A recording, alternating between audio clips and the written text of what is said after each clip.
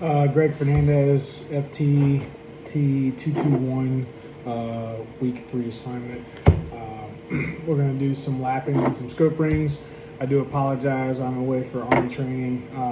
I did bring my components and such with me. However, I don't unfortunately have a weapon available to go ahead and mount this onto right now, and I do not have a workshop. So I wasn't able to mount the Picatinny rail to a secured surface at home. So I do apologize, but with that being said, I'm going to do the best that I can. So in this video or assignment, I'm going to go demonstrate how to lap scope rings. I have my alignment rods present. Mind you, this workspace is clear. It's a barracks room. There's no weapons allowed, nor ammunition. I have my lapping tool right here, scope, and Picatinny with the scope rings. You can see here in the scope rings, it came with some, I guess, a filler to help try to grab a hold of the scope and secure it a little bit better. Trying to get a better or clearer picture, but you can see a little bit of the texture on the inside of the scope ring itself, and that's a perfect example as to why you don't want to just trust that scope ring. You just want to go ahead and lap it for secure fitment. So without further ado, I'm going to do the best that I can with what I got.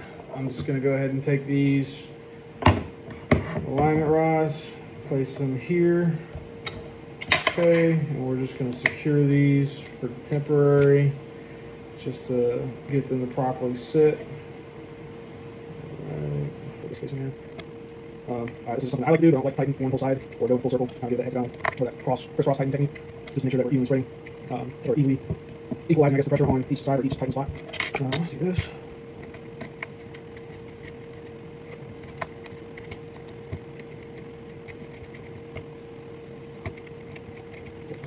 Take this one out. Take this one out. Nice and snug, nothing too crazy. You can see right here, the alignment is not exact. It's close, but it's not quite there. It's just a little off. All right, so that's why we lap scope onto it. So next video, I'm gonna go ahead and start the lapping process.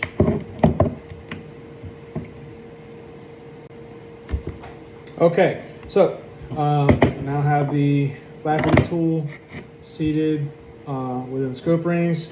I have my 220 grit lapping compound and the 2 top scope rings right here.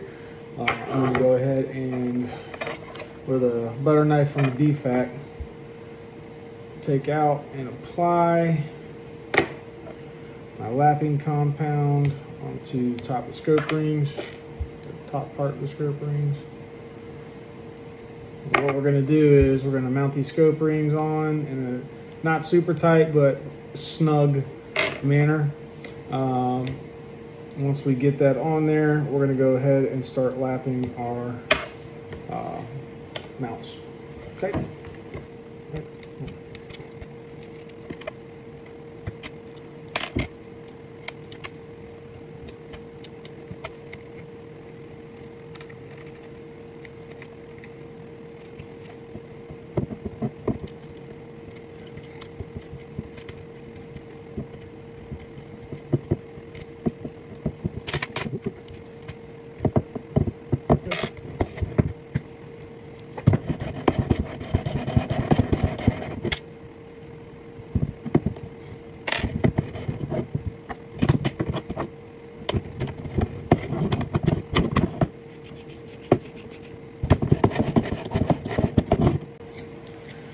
Okay, I'm back. So use the lapping tool. Obviously you can now see it's pretty worn. That's a good thing. And you can see the scope rings now. Mind the light again. So finished product might be a little bit stuff still on there. A second, and I'll get this wiped off. So show a little bit. There we go. All right. forgot about that one. All right, so again, as you can see, like now the finish is kind of starting to go a little bit down the bare metal. For intensive purposes and saving time due to not having it securely fastened. This is as far as I got. I got to go on a mission here soon, so I do apologize. However, when you're actually lapping this or the scope rings on a secured surface, what you don't want is that they end up having this little black notch right here and then this bare metal. You kind of want all of it to be the same color. That way you know it's properly lapped and it's even on all sides. But just to save some time, we're going to go ahead and move on because I do not have the proper equipment here with me. I am in a totally different state across the country and kind of got a short notice to show up. So hopefully next week I'll be back at home so I can actually have the tools and everything necessary to get the job done. Okay, without further ado, so now that I've done the lapping process of the scope rings, I went ahead and taking the scope rings apart. Let me not get ahead of myself. We're going to take our what in the world are these things called again? Alignment rods or alignment guides. We're going to go ahead and place these back down here.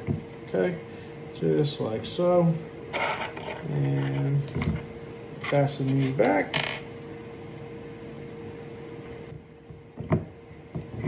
Okay, so you can see that they are better. Sorry, I know it's not the best spot, but they are better, noticeably better than in the first one.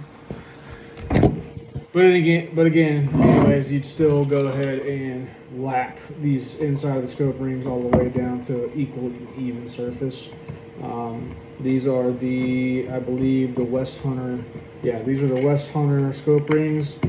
Did not use the Vortex ones that were provided by you guys so graciously on this particular build. However, I will be going home and putting those scope rings on my bolt action along with a new scope. Alright, so now we're going to take these off.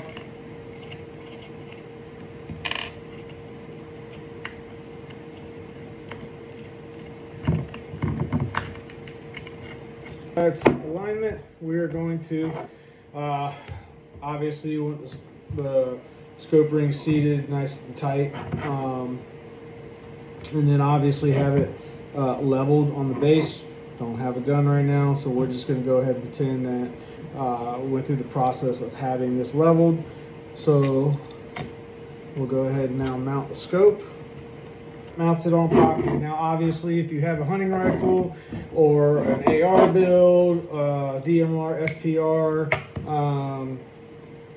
anything of that nature, you're going to want to obviously make sure that where you put your scope rings and the scope is where it's going to be in relation to your stock, how far forward it is, to make sure that you get that proper eye relief. So however far forward or backwards, once you pick that spot on that weapon system as far as like where you're going to actually mount the scope to get that proper eye relief, and you go ahead and go through this process of doing that.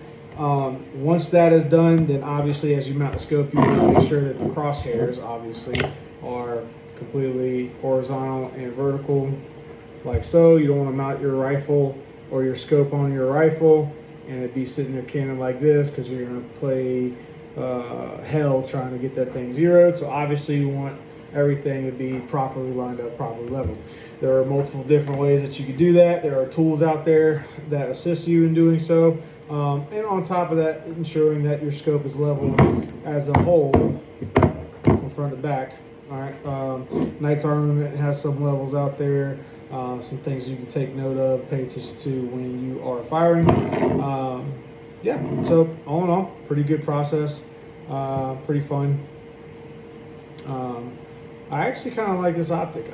I do like that it does have some pretty solid crosshairs and no, is it mills? There's no reticles on there. Pretty good. I'd probably use it for hunting for sure. But with that said, that is the process. Thank you for your time. Greg Fernandez, FTT 221, week 3 assignment.